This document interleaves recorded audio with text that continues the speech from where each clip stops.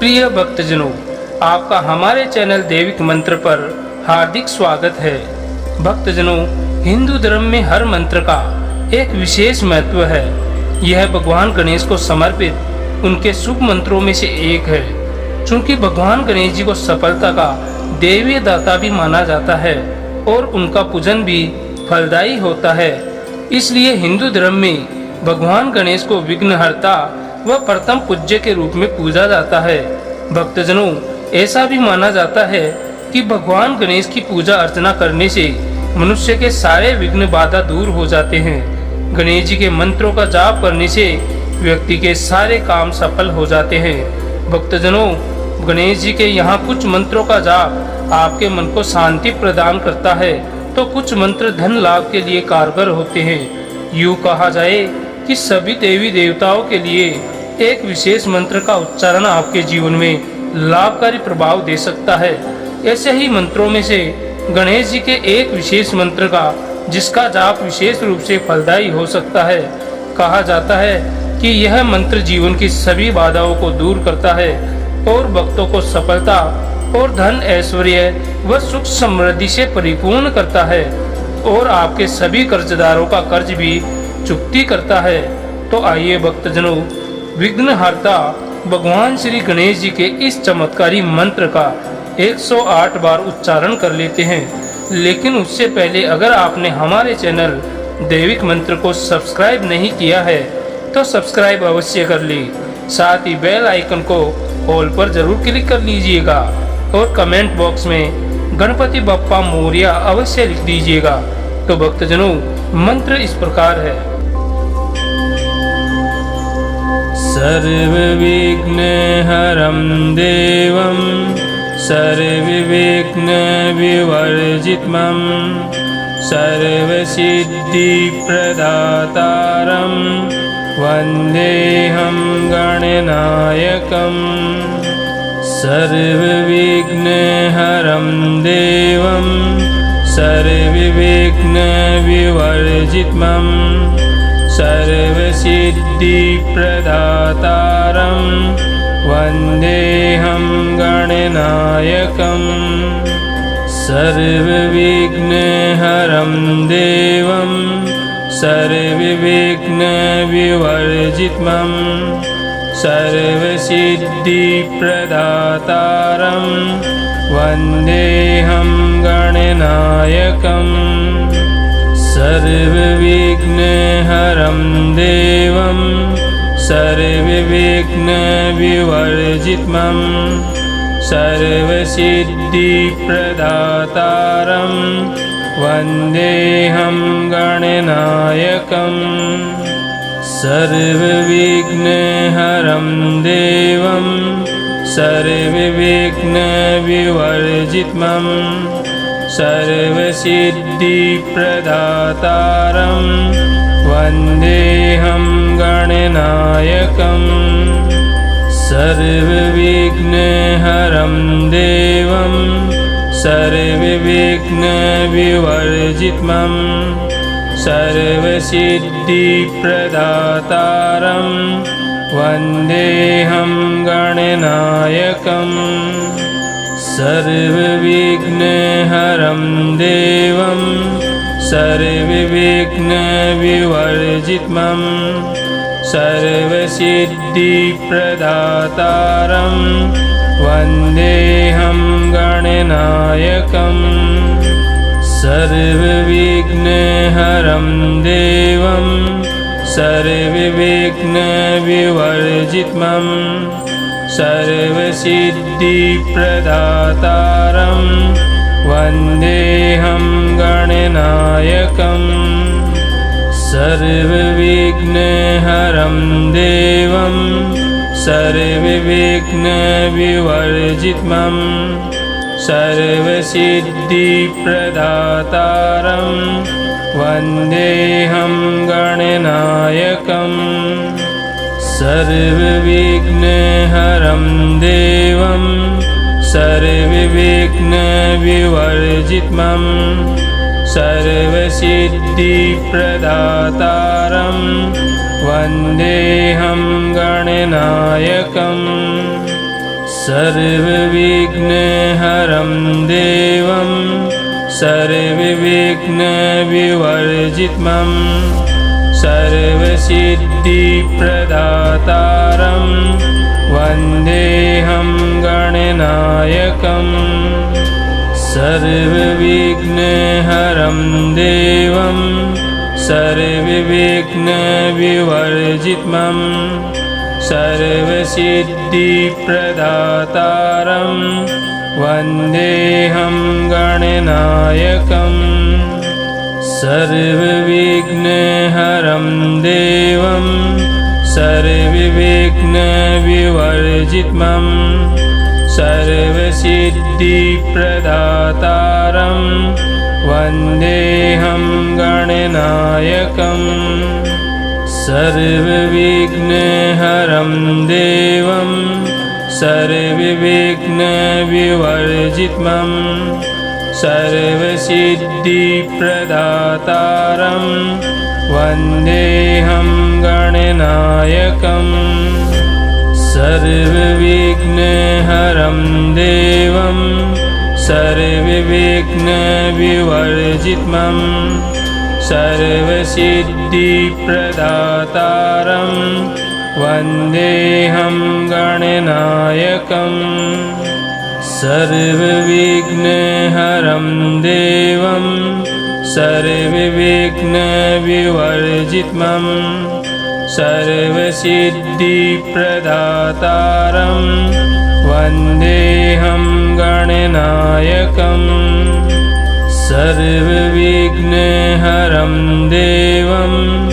सर्वविघ्नविवर्जितम् सर्वसिद्धिप्रदातारं वन्देऽहं गणनायकम् सर्वविघ्नहरं देवं सर्वविघ्नविवर्जितम् सर्वसिद्धिप्रदातारं वन्देऽहं गणनायकम् सर्वविघ्नहरं देवं सर्वविघ्नविवर्जितम् सर्वसिद्धिप्रदातारं वन्देऽहं गणनायकम् सर्वविघ्नहरं देवं सर्वविघ्नविवर्जितम् सर्वसिद्धिप्रदातारं वन्देऽहं गणनायकम् सर्वविघ्नहरं देवं सर्वविघ्नविवर्जितम् सर्वसिद्धिप्रदातारं वन्देऽहं गणनायकम् सर्वविघ्नहरं देवं सर्वविघ्नविवर्जितम् सर्वसिद्धिप्रदातारं वन्देऽहं गणनायकम् सर्वविघ्नहरं देवं सर्वविघ्नविवर्जितम् सर्वसिद्धिप्रदातारं वन्देऽहं गणनायकम् सर्वविघ्नहरं देवं सर्वविघ्नविवर्जितम् सर्वसिद्धिप्रदातारं वन्देऽहं गणनायकम् सर्वविघ्नहरं देवं सर्वविघ्नविवर्जितम् सर्वसिद्धिप्रदातारं वन्देऽहं गणनायकम्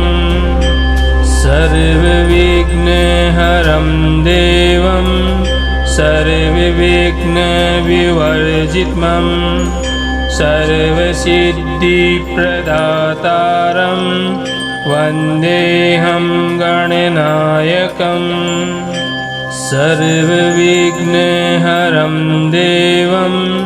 सर्वविघ्नविवर्जितम् सर्वसिद्धिप्रदातारं वन्देऽहं गणनायकम् सर्वविघ्नहरं देवं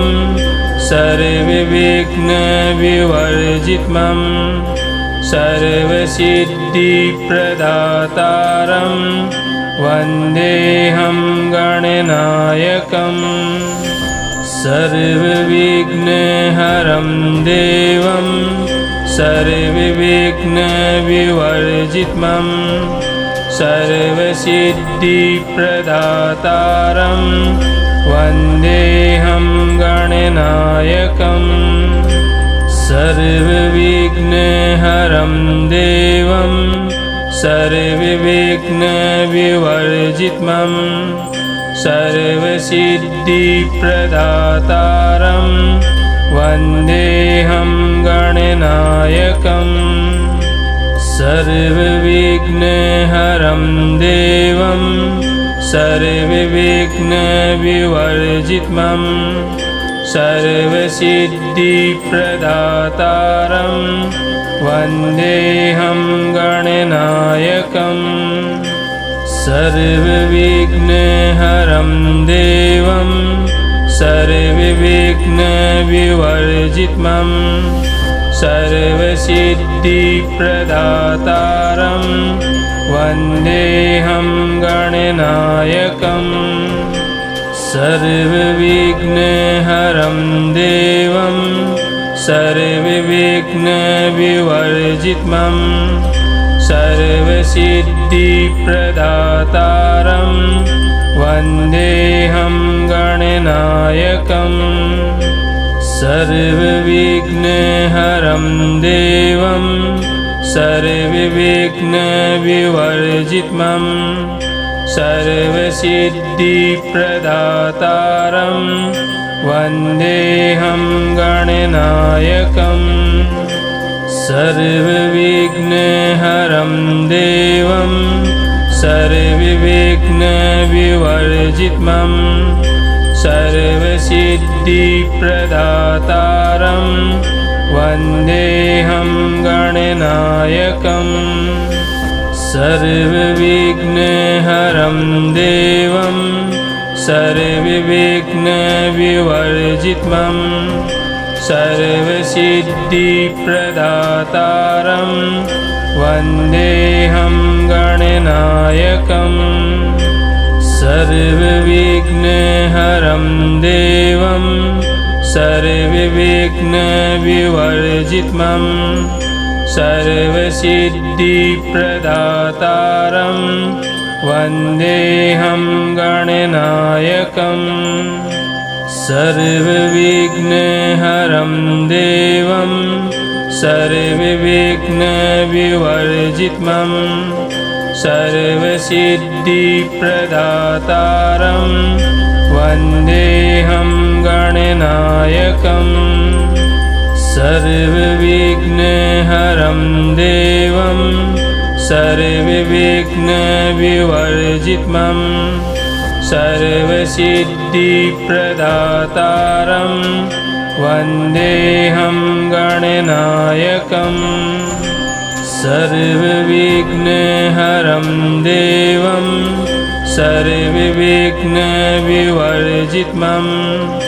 सर्वसिद्धिप्रदातारं वन्देऽहं गणनायकम् सर्वविघ्नहरं देवं सर्वविघ्नविवर्जितम् सर्वसिद्धिप्रदातारं वन्देऽहं गणनायकम् सर्वविघ्नहरं देवं सर्वविघ्नविवर्जितम् सर्वसिद्धिप्रदातारं वन्देऽहं गणनायकम् सर्वविघ्नहरं देवं सर्वविघ्नविवर्जितम् सर्वसिद्धिप्रदातारं वन्देऽहं गणनायकम् सर्वविघ्नहरं देवं सर्वविघ्नविवर्जितं सर्वसिद्धिप्रदातारं वन्देऽहं गणनायकम् सर्वविघ्नहरं देवं सर्वविघ्नविवर्जितं सर्वसिद्धिप्रदातारं वन्देऽहं गणनायकम् सर्वविघ्नहरं देवं सर्वविघ्नविवर्जितं सर्वसिद्धिप्रदातारं वन्देऽहं गणनायकम् सर्वविघ्नहरं देवं सर्वविघ्नविवर्जितं सर्वसिद्धिप्रदातारं वन्देऽहं गणनायकम् सर्वविघ्नहरं देवं सर्वविघ्नविवर्जितं सर्वसिद्धिप्रदातारं वन्देऽहं गणनायकम् सर्वविघ्नहरं देवं सर्वविघ्नविवर्जितं सर्वसिद्धिप्रदातारं वन्देऽहं गणनायकम् सर्वविघ्नहरं देवं सर्वविघ्नविवर्जितं सर्वसिद्धिप्रदातारं वन्देऽहं गणनायकम् सर्वविघ्नहरं देवं सर्वविघ्नविवर्जितं सर्वसिद्धिप्रदातारं वन्देऽहं गणनायकम् सर्वविघ्नहरं देवं सर्वविघ्नविवर्जितं सर्वसिद्धिप्रदातारं वन्देऽहं गणनायकम् सर्वविघ्नहरं देवं सर्वविघ्नविवर्जितं सर्वसिद्धिप्रदातारं वन्देऽहं गणनायकम् सर्वविघ्नहरं देवं सर्वविघ्नविवर्जितं सर्वसिद्धिप्रदातारं वन्देऽहं गणनायकम् सर्वविघ्नहरं देवं सर्वविघ्नविवर्जितं सर्वसिद्धिप्रदातारं वन्देऽहं गणनायकम् सर्वविघ्नहरं देवं सर्वविघ्नविवर्जितं सर्वसिद्धिप्रदातारं वन्देऽहं गणनायकम् सर्वविघ्नहरं देवं सर्वविघ्नविवर्जितं सर्वसिद्धिप्रदातारं वन्देऽहं गणनायकम् सर्वविघ्नहरं देवं सर्वविघ्नविवर्जितं सर्वसिद्धिप्रदातारं वन्देऽहं गणनायकम् सर्वविघ्नहरं देवं सर्वविघ्नविवर्जितं सर्वसिद्धिप्रदातारं वन्देऽहं गणनायकम् सर्वविघ्नहरं देवं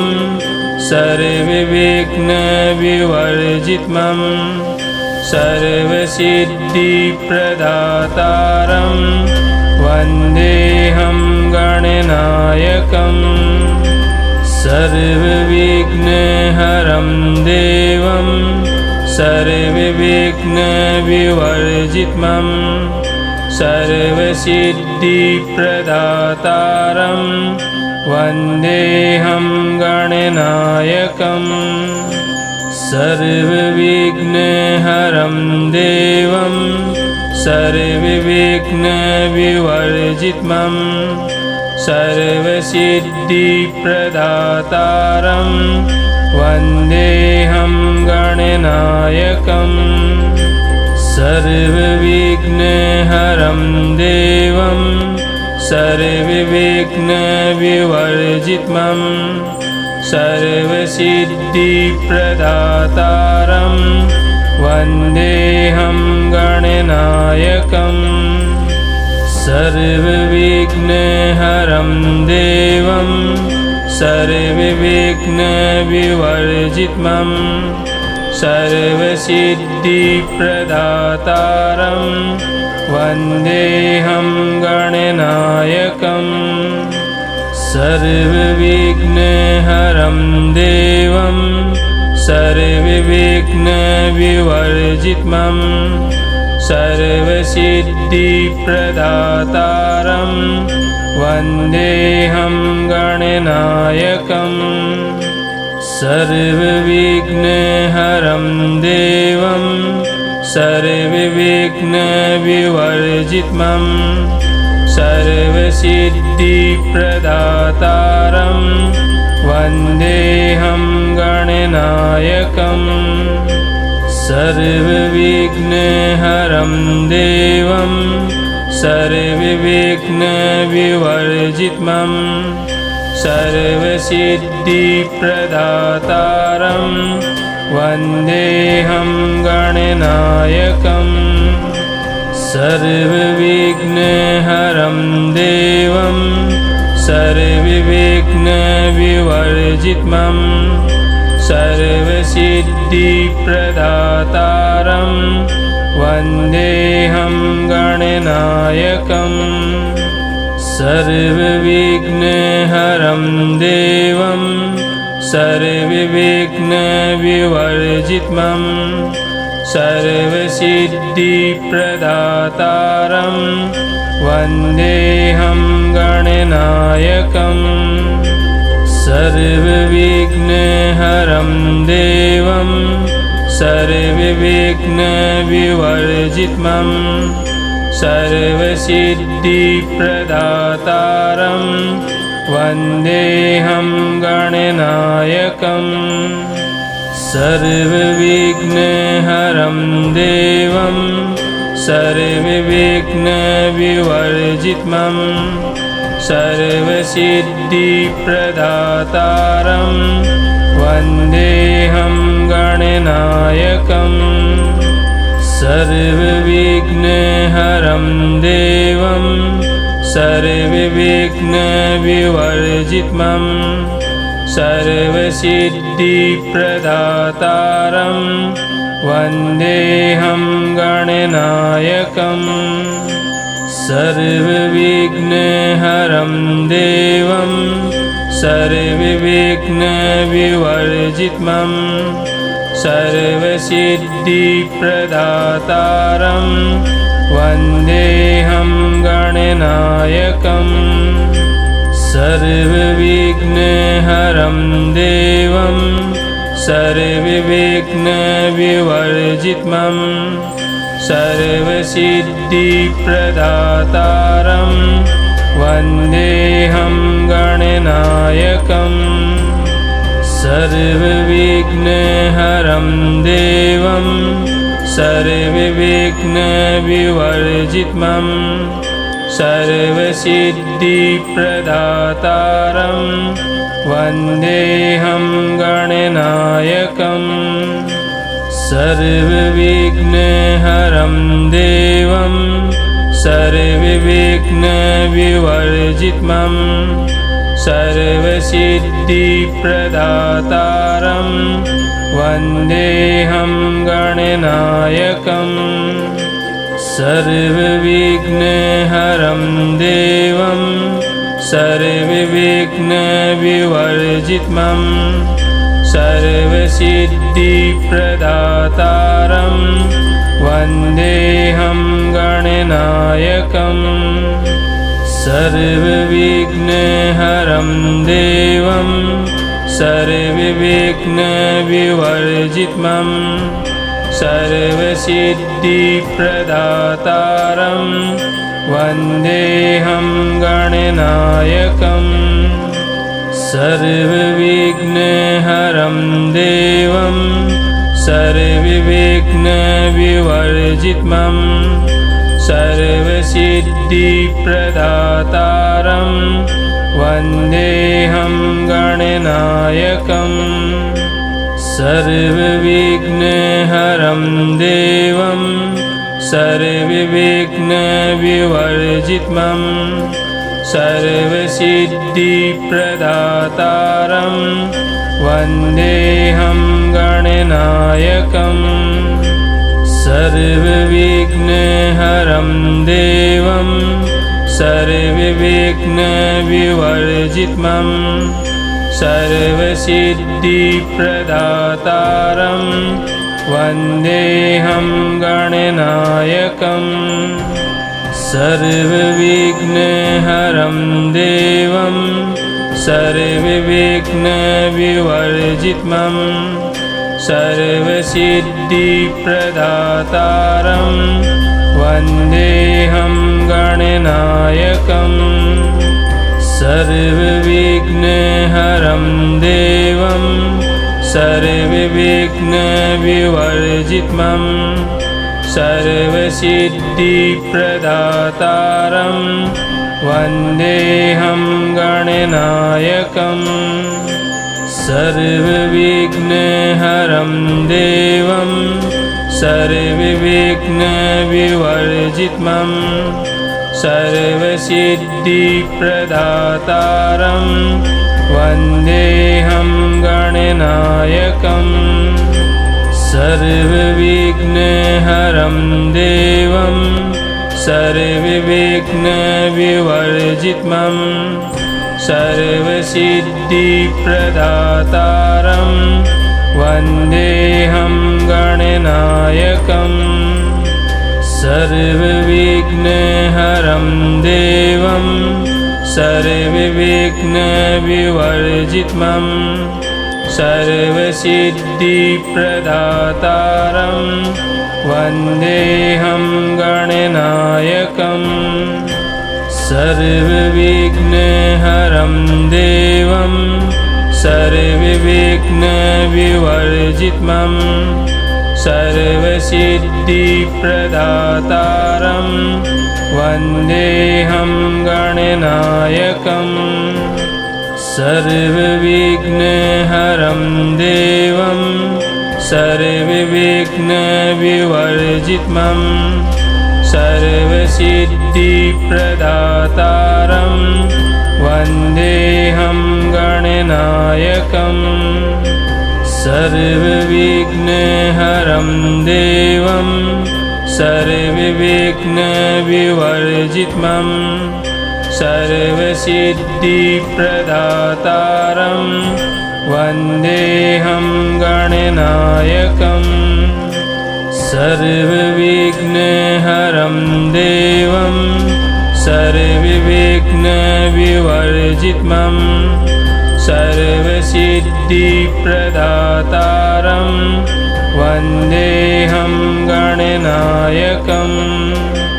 सर्वविघ्नहरं देवं सर्वविघ्नविवर्जितम् सर्वसिद्धिप्रदातारं वन्देऽहं गणनायकम्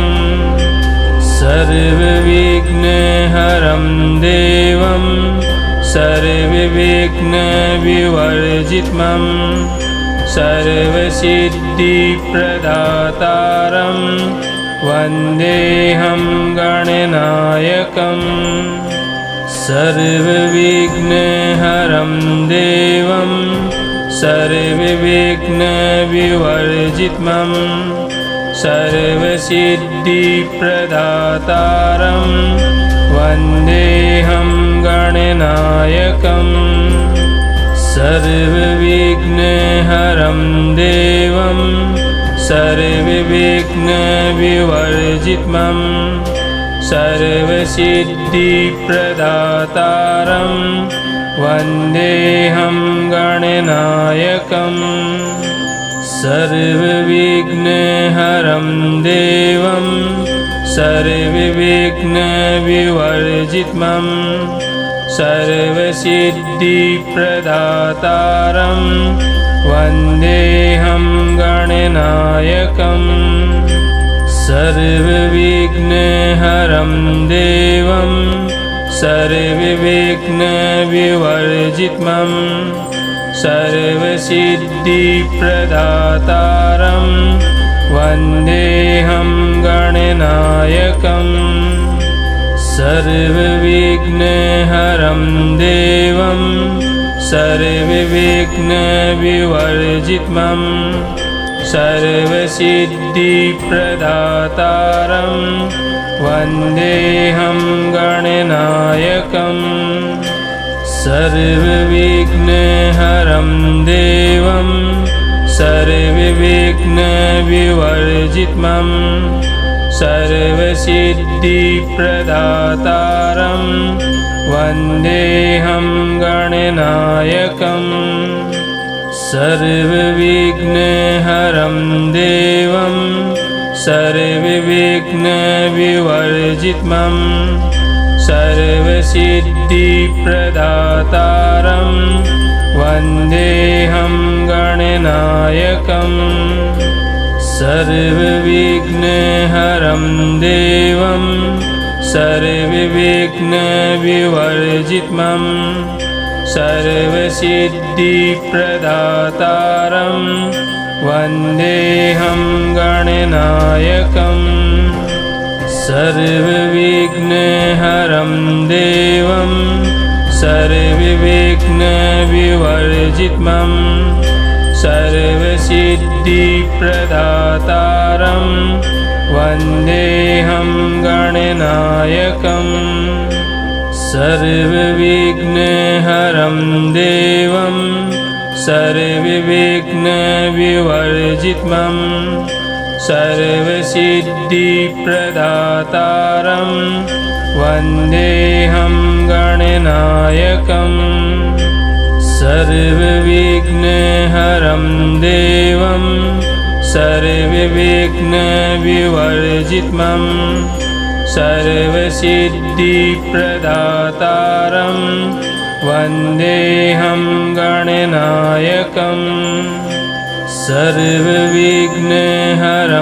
देवं सर्वविघ्नविवर्जितम् सर्वसिद्धिप्रदातारं वन्देऽहं गणनायकम् सर्वविघ्नहरं देवं सर्वविघ्नविवर्जितम् सर्वसिद्धिप्रदातारं वन्देऽहं गणनायकम् सर्वविघ्नहरं देवं सर्वविघ्नविवर्जितम् सर्वसिद्धिप्रदातारं वन्देऽहं गणनायकम् सर्वविघ्नहरं देवं सर्वविघ्नविवर्जितम् सर्वसिद्धिप्रदातारं वन्देऽहं गणनायकम् सर्वविघ्नहरं देवं सर्वविघ्नविवर्जितम् सर्वसिद्धिप्रदातारं वन्देऽहं गणनायकम्।